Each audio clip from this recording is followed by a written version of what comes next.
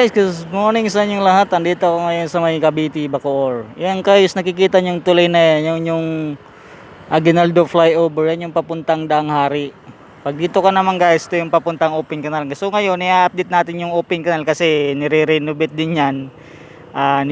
Widening, nilalawakan at yung mga kanal na yan, yan ginagawang box na para maganda yung daloy ng tubig. So, yun na guys. Tirahin natin to guys, baka tirahin pa ng iba. Let's go, sago.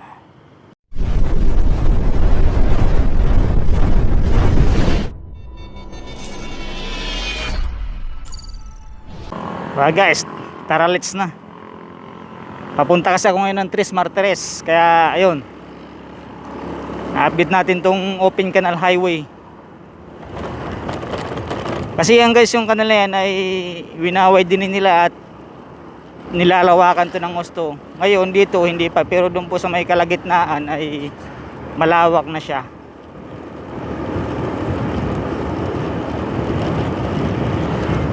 Nililinis siya ngayon. Kasi dati talaga ganito lang yung daan dito. Kasi di pa nga siya tapos. Marami pang ginagawa na proyekto. Siyempre hati-hati. Marami na rin po ditong bypass road na mga shortcut na madadaanan ngayon para sa ikabibilis ng mga biyahe ng ating mga motorista. Dati kasi guys, ay sikip-sikip nito.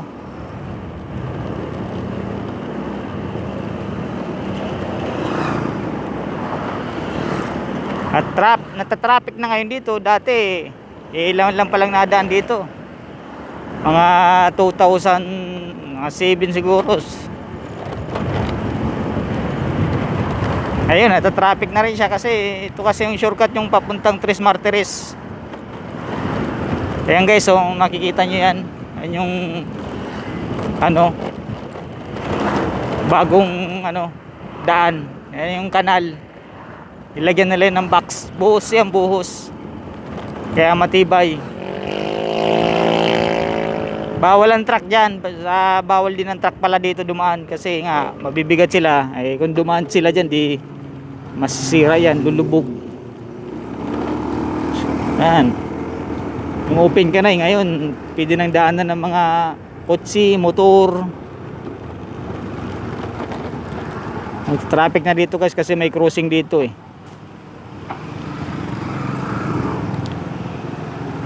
Welcome Barangay Malagasang. Ito guys yung Malagasang. Naalala nyo yung kay Fernando Po Jr. na pelikula, yung AP Mako NBI. Sabi ng kalaban niya, NBI, sino ba dito si Nardong Putik? Ba, kinakatay lang namin kayo dito yung guys sa Malagasang. Dito yung laging pelikula ni Fernando Po, saka si Nardong Putik. Alam naman kasi Nardong Putik, tubong Cavite yun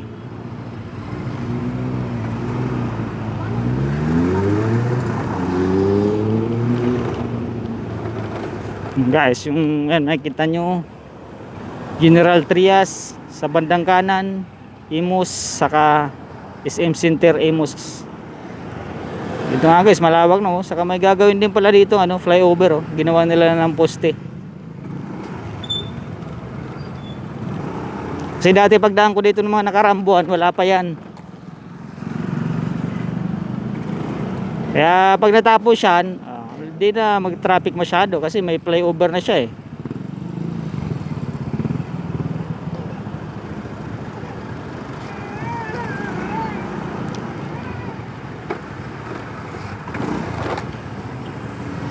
Bawal nga lang truck dito kasi bawal sinakto lang.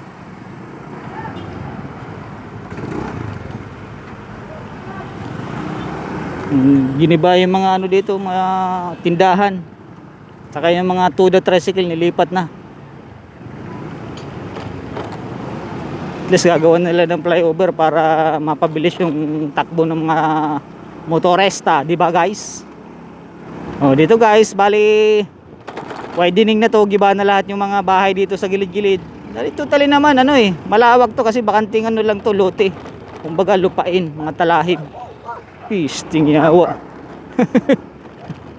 Sigang aso yun ah. Okay guys, dito tingnan nyo yung mga ginagawang anong yan, mga steel box, steel concrete ano yan, oh, mga concrete.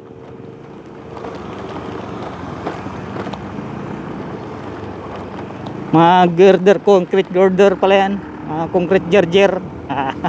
O ati guys, lawak na to. Dati yan lang nakikita nyo yan, dati yan lang yung daan dito, 2-way lang yan. Ngayon 4-way na siya. Kaya kung lalagyan pa doon yung tulay, yung kanal na yan na open, adi malawak na, magiging 4-4 na, di 8 na siya.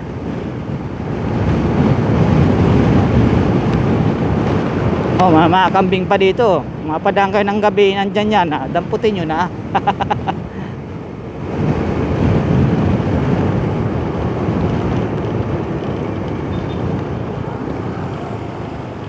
Oh, malawak-lawak na siya guys, sa banda dito sa may kalagitnaan. Pero dun sa may dulo nito ay medyo maliit pa siya.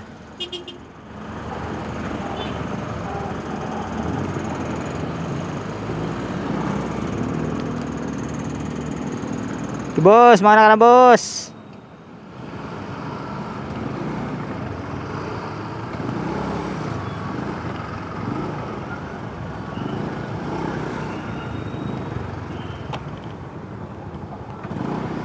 Ayaw nyo na kami padaanin eh.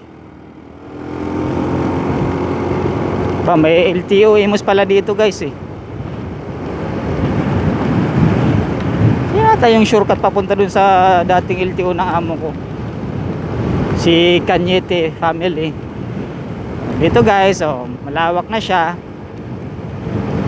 At yung mga ginagawang yan yung tulay, oh, mga ikakabit dun siguro sa daanan natin sa may ano, mga poste, yung flyover. Dito ina-assemble, oh. Malawak na siya guys, no? Oh, mayroon pa pala dito ng ano, oh,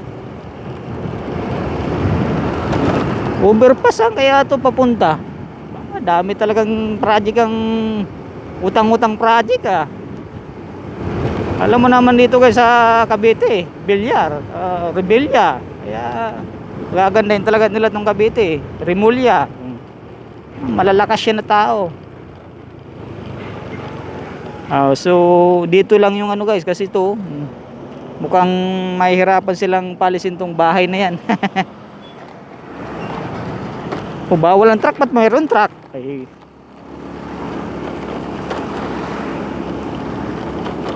Ito, tabas tong mga to. Ngayon di pa kasi go-operate pa sila. Tingnan mong mga widening na yan guys. Malawak-lawak din.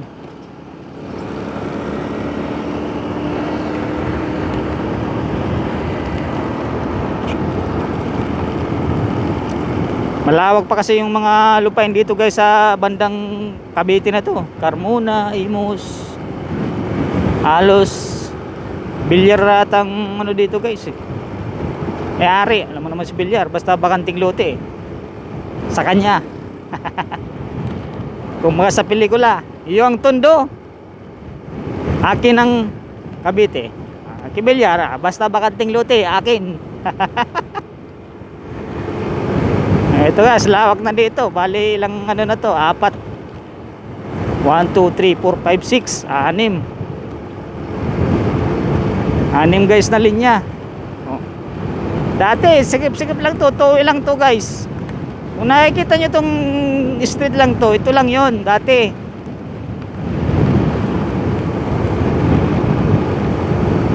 Ayan, sarap na bumiyahe, na traffic.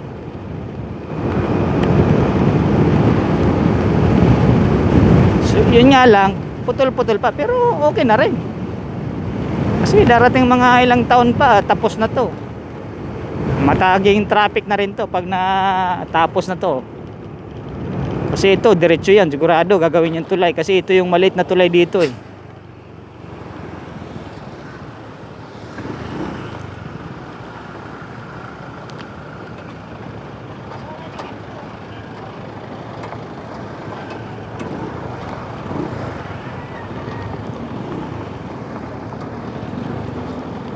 Mhm. Lawak pa yung dadaanan na yan, oh. Winaway dining nila. Shout out sa DPWH Cavite, DPWH Philippines. Mga ano, sa amin ano yun, Natong, Manila, Laing. Ang taniman ng laing yan, oh.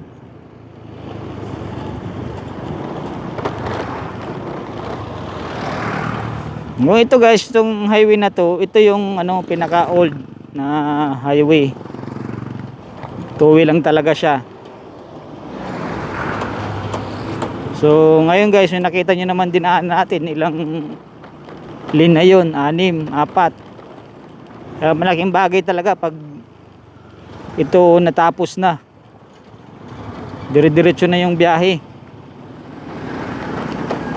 Siyempre, pag mga ganyang dami nang dumadaan, nakakaroon ng negosyo. Kasi magtatayo ng mga restaurant, Jollibee, may mga Shell na nga. Dati wala naman yung Shell natin, mga dadaanan natin, walang Shell yun eh.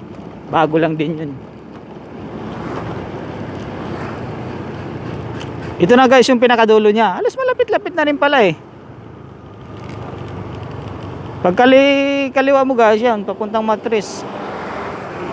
Sa kanan, yun lang, di ko alam, parang Aguinaldo Highway ata pagpapuntang kanan eh. So hanggang dito na lang po ang aking video. Thank you for watching. Andito na ako sa barangay hall ng ano ba tong barangay na to? Hindi ko pa mabasa, malabo na ata ah. Yung guys yung ano,